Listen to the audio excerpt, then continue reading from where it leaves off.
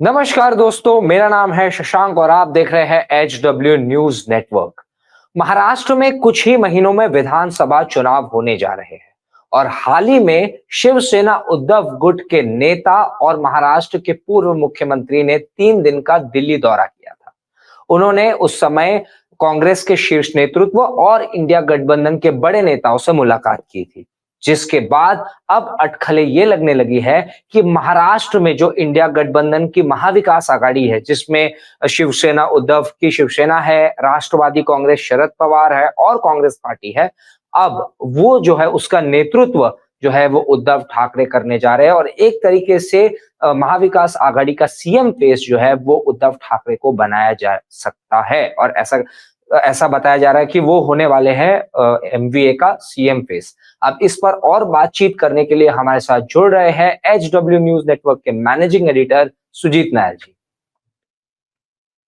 सुजीत जी, नमस्कार। धन्यवाद आपका जुड़ने के लिए। बोलिए सर। जी, तो पहले तो मैं समझना चाहूंगा कि अचानक से ये अभी इलेक्शंस के पहले एक दौरा हो रहा है दिल्ली में, तो जनरली अब क्योंकि जो उद्धव के जो उनके विरोधी है, जो शिवसेना शिंदे है और जो बीजेपी और महायुति के जो लोग हैं, वो ऐसा कह रहे हैं कि एक कल्चर ऐसा रहा है कि अमित शाह को मातोश्री के जो है सीढ़ी चढ़नी पड़ी थी सीट शेयरिंग बातों के लिए।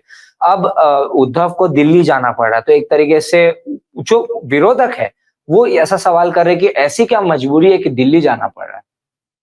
तो किसकी जीत है? ये तो राहुल गांधी की जीत है। राहुल गांधी नेता ऐसे है शायद कि उनके पास लोगों को जाना अच्छा लगता है, उनको उनके पास जाके बात करने में किसी को बुरा नहीं लगता है। शायद वो नेता ऐसा है, शायद मल्लिकार्जुन खड़गे जी नेता ऐसा है कि उनके पास जाने को लोगों को अच्छा लगता है, तो वो जाते हैं। उसमें उसमें क्या बड़ी बात है? सीधे के पहली बात, एक तो आपने जो पहला जो बयान किया था कि शायद उसको उनको मुख्यमंत्री बनाएंगे, ये इसका ऐसा कोई चर्चा, मतलब ऐसा कोई कंफर्म्ड चर्चा नहीं हुआ है। हाँ, पर ये एकदम एकदम सही है कि उद्धव ठाकरे के नेतृत्व में महाराष्ट्र विकास आघाड़ी महाविकास आघाड़ी माफ करना, महाविकास आघाड़ी महाराष्ट्र में इलेक्शन लड़ेगी। ये बहुत पक्की बात है।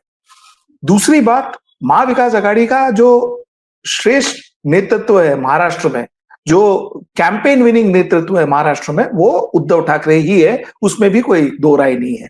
तो ये दूसरी बात। तीसरी बात कि एक अच्छा एनवायरनमेंट है आज महाराष्ट्र में महाविकास आघाड़ी के टीम मेट्स के साथ, जो उनका जो रिलेशनशिप्स है शरद पवार, राहुल गांधी और उद्धव ठाकरे का, इनका जो रिलेशनशिप है ये बहुत स्ट्रांग, बहुत बहुत अच्छा रिलेशनशिप है। एक इक्वल टर्म्स पे, फुटिंग्स पे रिलेशनशिप रखा है। कोई फेक इस पे कोई बोलते हैं ना, जो फॉल्स ईगो वगैरह पे नहीं रखा है। इनका नींव बहुत इक्वल फुटिंग में है। एक दूसरे को सम्मान देते हैं, एक दूसरे की सम्मान लेते भी है। तो ये एकदम इक्वल फुटिंग में इनका रिलेशनशिप है। तो ओवरऑल जो है, अगर आप देखने जाओ तो इस बार महाविकास आघाड़ी बहुत स्ट्रांग फुटिंग में है और ये एक क्लियर कट इंडिकेशन है और क्लियर कट मैसेज ये मीटिंग के दौरान गया है, जो हमारे सूत्रों से हमको मालूम पड़ा है कि ये जो इंडिकेशन हमको मिला है ये है कि उद्धव ठाकरे जी जो है वो उद्धव ठाकरे महाराष्ट्र को लीड करेंगे, महाविकास आघाड़ी को लीड करेंगे, वो कैंपेन लीड करेंगे और सब साथ में ही काम करेंगे। अभी तक चीफ मिनिस्टर कौन बन सकता है, कौन नहीं बन सकता है, ये डिस्कस नहीं हुआ है, बट देख के तो क्लियर कट ये लग रहा है कि चीफ मिनिस्टर शायद उद्धव ठाकरे ही बनेंगे। और it was a good meeting, so it was a good progress मेरे हिसाब से। नहीं, लेकिन एक चेहरा होगा जो कि उद्धव ठाकरे का होगा। सी अभी तक वो चेहरा जो है, चीफ मिनिस्टरियल चेहरा, मुझे नहीं लगता है इन महाविकास का आघाड़ी एक चीफ मिनिस्टर चेहरा लेके जाएंगे लोगों के सामने। मुझे लगता नहीं है ऐसा होगा। बट हाँ, एक इंडिकेशन क्लियर है कि शायद अगर महाविकास आघाड़ी को बहुमत मिलता है तो वो मुख्यमंत्री का पहले दावेदार शायद उद्धव ठाकरे ही होगा, ऐसे लगता है आज। सुजीत जी, आपके अनुभव में आपने इतने चुनाव देखे, इतने चुनाव कवर किए हैं, मैं समझना चाहूंगा एक चीज कि एडवांटेज कब होता है, जब आप एक चेहरा लेके लड़ते हो या फिर आप बोलते हो कि आप पार्टी को वोट दो या आइडियोलॉजी को वोट दो या कुछ मुद्दों पे मैं इलेक्शन लड़ा एक जाता है तो इस इसका प्लीज उत्तर आपको एक एक लाइन में दूं। प्लीज। मोदी की गारंटी था, क्या हुआ? तो उस आपको आपका उत्तर मिल गया। तो चेहरा लेके लड़ने से कोई जीता या बिना चेहरे के कोई हार गया, ऐसा कुछ नहीं हुआ है। स्ट्रैटेजी दोनों तरफ है। जब अब की बारी अटल बिहारी का जो एक कैंपेन चला था, उस वक्त पर बहुमत से नहीं, लेकिन भारतीय जनता पार्टी ने अपना गवर्नमेंट बनाया था। जी 2004 में कोई फेस नहीं था कांग्रेस के पास। मनमोहन सिंह तभी प्रधानमंत्री बनेंगे, किसी को सोचा भी नहीं था कोई। पर कांग्रेस को बहुमत मिला, कांग्रेस ने अपनी सरकार बनाई। तो एक फेस होना या ना होना, इससे निर्भर नहीं होता इलेक्शंस। एटलीस्ट भारत में तो ये निर्भर नहीं है। हम प्रेसिडेंशियल इलेक्शंस नहीं करते, हम प्रेसिडेंशियल फॉर्म ऑफ हमारा इलेक्शंस नहीं है, कैंपेनिंग नहीं है। तो और प्रेसिडेंशियल फॉर्म ऑफ कैंपेनिंग करने की जो कोशिश की थी, वो फ्लॉप हो गई, बहुत बुरी तरह से फ्लॉप हो गई। तो उससे उससे क्लियरली ये समझता है कि भाई ये जो नाम है ना, नहीं नाम है, नाम नहीं है, उससे कुछ फर्क नहीं पड़ता शशांक। हम्म। अभी पिछले 3-4 दिनों से मैंने ऑफ रिकॉर्ड शिवसेना और कांग्रेस के नेताओं से बात की है। पहले मैं शिवसेना की बात करूंगा। शिवसेना यूबीटी के नेता ना ये कहते हैं कि अगर उद्धव के चेहरे पे नहीं लड़ा जाता है तो फिर ओवरऑल अलायंस को बड़ा नुकसान होगा, क्योंकि वो अभी भी इस बात को मानते हैं कि उद्धव के साथ बहुत प्रचंड सिंपैथी है। तो इसको आप किस तरीके से देखते मैं आपको एक बात बताऊं, मुझे भी लगता है कि उद्धव और शरद पवार, इनका अगर आप नाम निकाल दी जाए महाविकास आघाड़ी से, तो महाविकास आघाड़ी में ज्यादा कोई पावर नहीं है। कांग्रेस का कोई ऐसा स्ट्रांग नेता महाराष्ट्र में नहीं है। ये let us face facts. Congress का कोई भी ऐसा स्ट्रांग नेता नहीं है। कांग्रेस के जो भी नेता थे, वो आज कांग्रेस में नहीं है। वो विलासराव देशमुख थे, जो एक स्ट्रांग महाराष्ट्र नेता माने जाते थे। उनके पहले शरद पवार जब कांग्रेस में थे तो बहुत पावरफुल नेता थे। उनके उसके पहले जब वसंतदादा पाटिल कांग्रेस में थे तो बहुत पावरफुल नेता थे। उससे पहले वाई चौहान जब कांग्रेस में थे तो बहुत पावरफुल नेता थे। ये सब ठीक है, लेकिन आज कांग्रेस में वो पावरफुल नेता नहीं है। महाराष्ट्र भर अगर कोई एक फेस अगर आपको रिकॉग्नाइज करना हो, और या आप जिसको महाराष्ट्र रिकॉग्नाइज करेंगे, महाराष्ट्र सुनने को आएगी या महाराष्ट्र देखने को आएगी या महाराष्ट्र को प्यार देगी, महाराष्ट्र प्यार देगी, वो एक फेस है, एक शरद पवार है। No doubt about it, because वो ग्रैंड ओल्ड मराठा है। वो डेफिनेटली शरद पवार है। और दूसरा है उद्धव ठाकरे। शरद पवार की अपनी उनका एज हुआ है, उनको फिजिकल मतलब उनको थोड़ा अभी ख्याल रखना पड़ेगा कि इतना दौरा शायद वो कर भी लेंगे, वो शरद पवार है, वो कर भी लेंगे। ये भी मैं आपको बोलता हूँ। वो बहुत यंगस्टर्स को वो मतलब he will put at shame. But Sharad Pawar मैं ये मानता हूँ कि शरद पवार से शायद ज्यादा दौरा इस बार उद्धव ठाकरे करे। और उद्धव ठाकरे जरूरी है, अगर महाविकास आघाड़ी को एक स्ट्रांग फोर्स करके देखना है तो उद्धव ठाकरे का एक लीडरशिप जरूरी है। और उसको वो अगर कांग्रेस को अच्छा लगे या ना अच्छा लगे, अगर कांग्रेस वर्कर्स उसके साथ है या नहीं साथ है, ये तो उनको एक्सेप्ट करना ही पड़ेगा। तो बाकी सब चलता रहेगा। कांग्रेस अपने काम करती रहेगी, वैसा है। आप ही के जवाब के कंटिन्यूएशन में मेरा नेक्स्ट सवाल है कि कांग्रेस को अच्छा लगे ना लगे, अब जो कांग्रेस के नेता है वो ऑफ रिकॉर्ड ये बोलते हैं कि चलो युति धर्म है, हमको निभाना पड़ेगा, बट अंदर से वो खुश नहीं है। बोलते हैं कि यार शिवसेना के नेतृत्व में अगर लड़ना है और वो अगर हमारे ऊपर टर्म्स डिक्टेट करेंगे तो वो नहीं, मतलब हम क्यों फिर मेहनत करें। उस तरीके का एक वो हो गया है कि हर पार्टी के जो काडर होता है, जो झंडा लेके खड़ा रहने वाला जो कार्यकर्ता होता है, उसके मन में ये होता है कि मेरा नेता जो है वो सीएम बने, मेरा लीडर बड़ा हो। अब अगर पता है पहले से कि दूसरी पार्टी का होने वाला है तो फिर मैं मेहनत ही क्यों करूं। उस तरीके का सेंटिमेंट आज एक बड़े पैमाने पर कांग्रेस के लीडर्स में, या आप कह सकते हो कि जो फंक्शनरीज है उनमें है। लीडर्स में नहीं कहूंगा, फंक्शनरीज में कहूंगा। मैं बोल रहा हूँ लीडर्स में भी है कांग्रेस के। अच्छा, अब मैं इसका उत्तर देने की कोशिश करता हूँ। शशांक, मुझे एक चीज बताओ, वो एक आदमी कांग्रेस का कौन है जो चीफ मिनिस्टर के दावेदार का, मतलब आज महाराष्ट्र के, मतलब जो एकदम लायक है और जो बोल सकता है कि भाई ये चीफ मिनिस्टर है, कौन है वो एक आदमी? बताइए। आपके नहीं, मतलब आप महाराष्ट्र कवर करते हो, आप बता सकते नहीं, हो नाना पटोले के अपने एस्पिरेशंस हो सकते हैं। एस्पिरेशंस मुझे भी है चीफ मिनिस्टर बनने का, तो उसका मतलब मैं चीफ मिनिस्टर बन जाऊंगा? सी, एस्पिरेशन से चीफ मिनिस्टर नहीं बनता है, पॉपुलर क्लाउड से चीफ मिनिस्टर बनता है। क्या नाना पटोले के ऊपर को ग्रिप है महाराष्ट्र का? आज सबसे बड़ा प्रॉब्लम यह है कि आधा पौना लीडर्स जो महाराष्ट्र के, वो नाना पटोले से खफा है, कांग्रेस के। देखिए, ये कांग्रेस को खफा वफा वगैरह वो सब ठीक है, सी कांग्रेस ने ठीक ठाक उनको एमपीज इस बार मिले हैं। ये कंप्लीट क्रेडिट जो है ना वो कांग्रेस को नहीं जाती। लेट अस बी फ्रैंक, वो कांग्रेस शायद कांग्रेसमैन अग्री नहीं करेंगे जो मैं बता रहा हूँ, वो उन लोग शायद अगेंस्ट जाएंगे उसके, शायद वो बोले कि ये सब गलत है। लेकिन मैं आपको बताता हूँ जो हमने देखा है ऑन ग्राउंड, इस महाराष्ट्र को 2014 में कांग्रेस को कितना लोकसभा सीट मिला था? 1 सीट मिला था, करेक्ट। 2019 में कांग्रेस को कितना सीट मिला था? 2 सीट मिला था।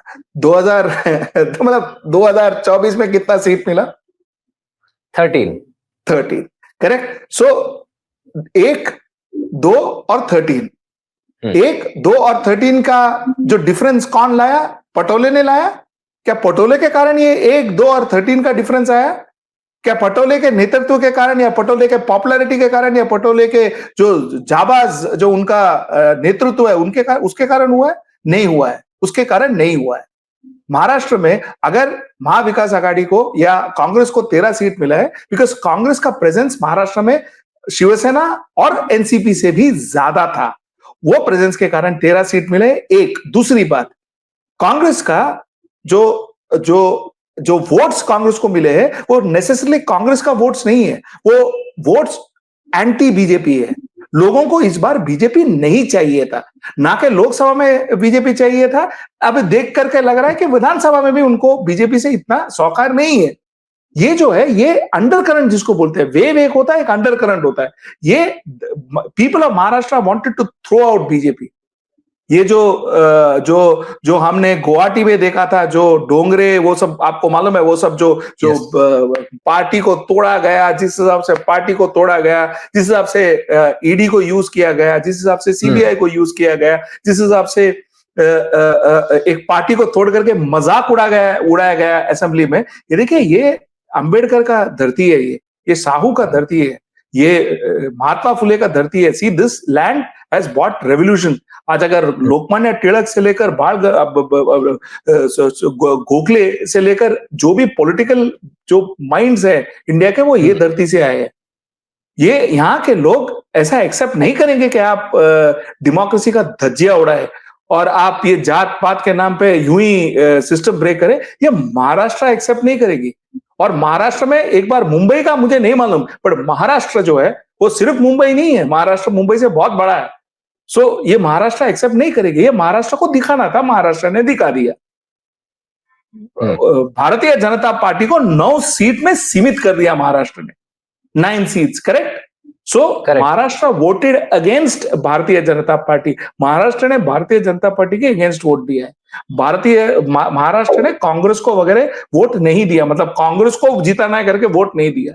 एक दूसरी बात, as far as Uddhav Thackeray is concern, Uddhav Thackeray जहां जहां दौरे पे गए, जहां जहां उद्धव ठाकरे ने अपना प्रचार किया, लोग आए थे, लोगों का एक पॉजिटिव फीडबैक था, लोगों का एक पॉजिटिव टेकआउट था। तो it is definitely Uddhav Thackeray का पॉपुलैरिटी काम कर गया। तीसरी बात, शरद पवार ने प्रूव किया, उनका जो हिट रेट था वो भी वन ऑफ द बेस्ट था, तीनों में सबसे best hit rate Sharad Pawar का था। और 8 out of 10, correct, 8 out of 10। और शरद पवार का हिट रेट भी अच्छा था, और शरद पवार का जो पावर था महाराष्ट्र में, शरद पवार ने वो दिखा दिया। So end of the day ये कॉम्बिनेशन जो है, ये एक कॉम्बिनेशन जीता है, महाविकास आघाड़ी कॉम्बिनेशन जीता है। और वो भारतीय जनता पार्टी के अगेंस्ट था। अगर भारतीय जनता पार्टी के साथ अगर कल कांग्रेस खड़े रहती और कांग्रेस इलेक्शन करती, मतलब वो होगा नहीं कभी, लेकिन मैं एक बात बोल रहा हूं आपको, तो शायद कांग्रेस भी हार जाता, कांग्रेस को वापस एक सीट मिलता। चूंकि कांग्रेस भारतीय जनता पार्टी के अगेंस्ट खड़ा था और there was a definite anti Bharatiya Janata party sentiments इन महाराष्ट्र, ये दोनों के चलते जो है वो कांग्रेस को वो सीट मिला है। सो ये दूसरी बात। तीसरी बात, और अगर कांग्रेस में किसको श्रेय जाना चाहिए कांग्रेस के रिजर्वेशन का, वो राहुल गांधी को जाना चाहिए।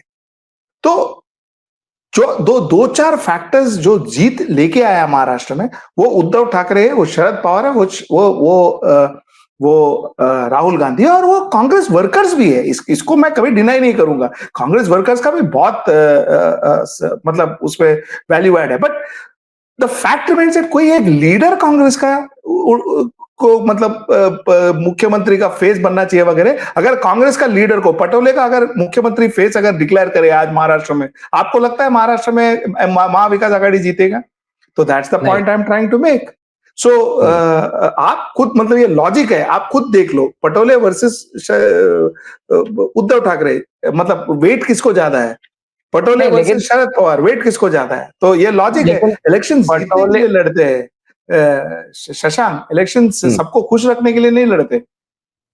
पटोले और पटोले और कांग्रेस के जो अन्य लीडर्स है, उनका कहना तो ऐसा ही है कि किसी का फेस नहीं हो। इवन शरद पवार का स्टेटमेंट कुछ टाइम पहले ऐसा आया था कि एमवीए ही फेस है, ऐसा बोला। हाँ ठीक है, ये इसके लिए देखिए, पटोले का और जो लोग जो बोलते हैं कि फेस नहीं होना चाहिए, मैं उसमें मैं पहले ही बोला ना, इससे मैं सहमत हूं। मैं कुछ नहीं बोल रहा हूं कि होना चाहिए नहीं होना चाहिए। बट अगर आपको लगता है कि कोई कांग्रेस फेस होगा, या कांग्रेस को लगना चाहिए कि उनका चीफ मिनिस्टर बनना चाहिए, लगना बहुत अच्छा है, ये सबको लगना चाहिए अपना पार्टी का चीफ मिनिस्टर होना चाहिए। बट शायद वो होने का चांसेस कम है। वो महाविकास आघाड़ी अगर साथ में रहा तो जीतेगी, शायद अच्छी तरह से भी शायद जीत सकती है, बहुत अच्छे मार्जिन से जीत सकती है। बट साथ में रहा तो, अगर इस बार टूट गया और तितर बितर हो गया कि मैं आप चीफ मिनिस्टर बनोगे या ये चीफ मिनिस्टर बनोगे, तो खत्म। फिर इसमें ये पार्टी में वो महाविकास आघाड़ी में प्रॉब्लम आ सकता है। तो ये कांग्रेस के लिए भी इंपॉर्टेंट है, शिवसेना के लिए भी इंपॉर्टेंट है, और एनसीपी के लिए इंपॉर्टेंट है, वो साथ में रहे। लॉजिकली मैं आपको यही बता रहा हूं कि जो दो लीडर्स हैं, शरद पवार और उद्धव ठाकरे, ये आज स्टेट लीडर्स है, एक अच्छा फेस है। उद्धव ठाकरे डेफिनेटली एक अच्छा लीडरशिप फेस है, तो उनको ऐसे ही रहना चाहिए और वो इलेक्शन लड़ना चाहिए। That is all I am saying. अभी मैं ये समझना चाहूंगा कि इलेक्टोरल बेनिफिट कितने हद तक इसमें उद्धव को हुआ है, क्योंकि 9 सीटें 21 सीट लड़के 9 सीट जीती है उद्धव की शिवसेना, और शिंदे की शिवसेना 15 सीट लड़के 7 जीती। तो कैसे आप बोल सकते हो? अगर आप देखें तो आपने कहा कि शरद पवार की एनसीपी ने ज्यादा सीट स्ट्राइक रेट के हिसाब से, कांग्रेस तो आज सबसे बड़ी पार्टी है। तो हाउ, मतलब आप कैसे डिफाइन कर सकते, कैसे आप ये कंक्लूजन पे पहुंच सकते हो कि यूबीटी जो है वो सबसे जो है पॉपुलर पार्टी है महाराष्ट्र में? मैं आपको एक बात पूछूं, वर्षा गायकवाड़ के लिए कौन कैंपेन किया था? उद्धव ठाकरे। वर्षा गायकवाड़ कौन से पार्टी से थी? कांग्रेस। जीता कौन? वर्षा गायकवाड़। करेक्ट। तो मेरा उत्तर, आपके प्रश्न का उत्तर यही है। देखिए, इस बार सबसे बड़ी उपलब्धि महाविकास आघाड़ी की ये थी कि वो एक यूनिट करके लड़े, एक सिंगल यूनिट करके लड़े, और तो वेरी मेजर एक्सटेंट ये यूनिट का नेतृत्व उद्धव ठाकरे ने किया। ये फैक्ट है, ये फैक्ट है। और एक फैक्ट ये है कि उद्धव ठाकरे ने जब कैंपेन किया, जब तक सीट अरेंजमेंट था, मुझे अभी भी लगता है शोलापुर का सीट, सांगली का सीट कांग्रेस को जाना चाहिए था। उद्धव ठाकरे उसके लिए इतना ये नहीं करना चाहिए था। लेकिन जो भी है, एक आध सीट यहां उधर छोड़ करके, बाकी सीट जो डिस्ट्रीब्यूशन था उसको छोड़ करके ये यूनिट एक तरह से लड़ी, और उद्धव ठाकरे ने कैंपेन इक्वली और दिल से किया। कोई भी पार्टी हो, महाविकास आघाड़ी की पार्टी के लिए उन्होंने दिल से कैंपेन किया। ठीक है, तो द फैक्ट रिमेन्स दैट, ठीक है, उनका चॉइस जो था, उनका जो कैंडिडेट्स का चॉइस था, शिवसेना का उद्धव ठाकरे का वर्स्ट चॉइस था इस बार कैंडिडेट्स का। ये बात एब्सोल्युटली क्लियर है। आप कोई भी महाराष्ट्र के एनालिसिस को आप पूछे, जिसको महाराष्ट्र का पॉलिटिक्स का थोड़ा भी ज्ञान हो, उसको आप पूछे, उद्धव ठाकरे का चॉइस ऑफ कैंडिडेट्स पॉसिबली ये तीनों पार्टी में सबसे वर्स्ट था। सबसे best choice of candidate Sharad Pawar का था। शरद पवार का हिट रेट बेस्ट था। सरप्राइजिंगली कांग्रेस का भी कैंडिडेट चॉइस ऑफ कैंडिडेट अच्छा था, और ये क्रेडिट पटोले को जाता है, ये क्रेडिट रमेश चन्नीतला को जाता है, ये क्रेडिट पृथ्वीराज चव्हाण को जाता है, ये क्रेडिट इन जैसे लीडर्स को जाता है, जो और ऑफ कोर्स सेंटर के जो लोग थे, ये क्रेडिट इनको जाता है, जो इन्होंने चॉइस अच्छा किया कैंडिडेट्स का। लेकिन सबसे best choice of course Sharad Pawar के एनसीपी का था। So that's it. Uddhav Thackeray का चॉइस खराब था, तो उनको उतना हिट रेट नहीं मिला। बट उसके मतलब ये नहीं होता है कि उद्धव ठाकरे के बिना भी हम लोग जीत पाएंगे, या उद्धव ठाकरे के बिना it was a collective effort, it was a fantastic effort. और ये बात जो है, ये जितना मैं आपको बोल रहा हूं उतना ही सेंटर को मालूम है, उतना ही राहुल गांधी को मालूम है, उतना ही कांग्रेस लीडरशिप को मालूम है। और जो आप देख रहे हो, जो रिलेशनशिप देख रहे हो, जो ट्रस्ट देख रहे हो उद्धव ठाकरे के ऊपर, जो सेंट्रल हाई कमांड का है, कांग्रेस हाई कमांड का जो ट्रस्ट है, वो प्योरली बेस्ड ऑन व्हाट मैं जो अभी आपको बोला, ये शायद उनको भी मालूम है। ये इसके बेसिस पे जो ट्रस्ट है, वो दैट्स द फैक्ट। और ये ट्रस्ट कंटिन्यू भी होगा। तो लोकसभा में ये विधानसभा में आपको ये ट्रस्ट मिलेगा, और उद्धव ठाकरे का वर्ड्स को बहुत सीरियसली लिया जाएगा कांग्रेस सेंट्रल कमांड में, हाई कमांड में उद्धव को जो बेनिफिट मिला है, उसमें बहुत जो वोट उनको मिला है, जो पॉपुलैरिटी उनको मिली है, उसमें एक बहुत बड़ा रोल जो है, एक नया वोट बैंक जो अनलॉक हुआ है, जो है मुस्लिम वोट बैंक, वो उद्धव को बहुत हेल्प हुआ। हमने सुना था कि कम्युनिटी लीडर्स ने भी ऐसा मैसेजिंग किया था कि आपने जाके यूबीटी को ही वोट देना है, अगर कोई दूसरा कैंडिडेट इंडिपेंडेंट हो तो वहां नहीं देना है, वोट कटना नहीं चाहिए। पूरी तरीके से मुस्लिम कम्युनिटी का वोट शिवसेना यूबीटी को यहाँ पे बेनिफिशियल हुआ। अभी खबर आ रही है कि वक्फ बोर्ड में इन्होंने वोट डलाने से, वक्फ बोर्ड अमेंडमेंट जो जब उस पर डिस्कशन हो रहा था, तो वहां पे शिवसेना यूबीटी के कैंडिडेट्स जो थे, एमपीज जो थे, वो वहां पे मौजूद नहीं थे, वो एब्सेंट थे उस दिन पे। तो उसको लेके मातोश्री कुछ जो है वो नाराज मुस्लिम कम्युनिटी के लोग पहुंचे थे। तो आपको ये लगता है कि एक तरीके से नहीं, मुझे नहीं लगता है ये वो जो लोग पहुंचे थे वो मुस्लिम कम्युनिटी, महाराष्ट्र के मुस्लिम कम्युनिटी को उन लोग रिप्रेजेंट करते हैं, ना कि मुझे लगता है कि महाराष्ट्र के मुस्लिम कम्युनिटी को कोई भी प्रॉब्लम है उद्धव ठाकरे से या शिवसेना से। ये सब बोलने वाली बात है, रियलिटी में ऐसी कोई प्रॉब्लम नहीं है। वो सब कुछ चंद लोग थे जो आएंगे, वो तो ये सब पार्ट ऑफ पॉलिटिक्स है, उसको उसके बियॉन्ड देखना ही नहीं है। बिकॉज ये एक नॉन इशू है महाराष्ट्र में। इसको इशू बनाने की कोशिश करेंगे लोग, बट ये नॉन इशू है महाराष्ट्र में। ये भी मैं आपको बता दूं। तो उद्धव के पास अभी भी मुस्लिम सपोर्ट इंटैक्ट है? बिल्कुल बिल्कुल बिल्कुल। अगर ये जो ग्रुप है महाविकास आघाड़ी के पास मुस्लिम सपोर्ट है, उद्धव के पास ये नहीं, महाविकास आघाड़ी के पास मुस्लिम सपोर्ट है, उसमें कोई शक नहीं है। एटलीस्ट जहां से मैं देख रहा हूं, वहां से अब तक तो। आगे भगवान जाने, आगे का बात नहीं बोल रहा हूं मैं प्रिडिक्शन नहीं करता, मैं भविष्यवाणी नहीं करता। मैं जो अभी जो है उसके बारे में मैं आपको बता रहा हूं, और अभी जो है वो ऐसा ही है। ये जो मुस्लिम जो वो वक्फ का जो सब हुआ था, मैंने काफी सारे मुस्लिम लीडर्स को, इन्फ्लुएंसर्स को यहाँ में बात किया है, और कोई इसको कुछ सीरियसली नहीं लेता। ये वो जो लोग आए वगैरह, वो सब ठीक है, उसमें कोई कुछ ज्यादा उसमें पॉलिटिकल डिफरेंस नहीं होगा। जी, दो आखिरी सवाल मैं लूंगा। एक तो सीट शेयरिंग को भी काफी समय है, अभी आगे डिस्कशंस होगा, लेकिन आज की स्थिति में आपको देख के क्या लगता है कि कांग्रेस और शिवसेना दो ऐसी पार्टीज है जो ज्यादा लड़ने की फिराक में है एमवीए में, तो किस पार्टी को जो है वो ज्यादा सीटें लड़नी चाहिए आज? क्योंकि कांग्रेस को ज्यादा सीट लड़नी चाहिए। कांग्रेस को इसलिए ज्यादा सीट लड़नी चाहिए बिकॉज कांग्रेस का जो नेटवर्क है, कांग्रेस का जो इंफ्रास्ट्रक्चर है, वो महाराष्ट्र में शिवसेना से बहुत ज्यादा है। एक दूसरी बात, मुझे नहीं लगता कि शिवसेना एज अ पार्टी, उनका जो चॉइस ऑफ कैंडिडेट्स होता है, वो चॉइस ऑफ कैंडिडेट्स आइडियल नहीं होता है। उनका चॉइस ऑफ कैंडिडेट, जिसका जो बोलते हैं ना पोटेंसी देख के चॉइस ऑफ कैंडिडेट्स देना, उनका चॉइस ऑफ कैंडिडेट्स काफी मतलब अनफॉर्चुनेट है। मतलब वो मुझे नहीं लगता कि उन लोग का चॉइस ऑफ कैंडिडेट्स अच्छा है। तो मुझे लगता है कि कांग्रेस को ज्यादा सीट्स लड़नी चाहिए। एनसीपी है भाई, आप एनसीपी को क्यों बोल रहे हो? NCP is equally powerful and equally big. ये असेंबली इलेक्शन है, नेशनल अपना लोकसभा इलेक्शन नहीं है, तो एनसीपी होगा। तो मुझे लगता है मोरलेस इक्वल, और कांग्रेस को डेफिनेटली सबसे ज्यादा सीट्स लड़नी चाहिए। नहीं, शिवसेना और कांग्रेस मैंने इसलिए कहा क्योंकि इन दोनों के बीच में अक्सर भिड़न ज्यादा रहती है।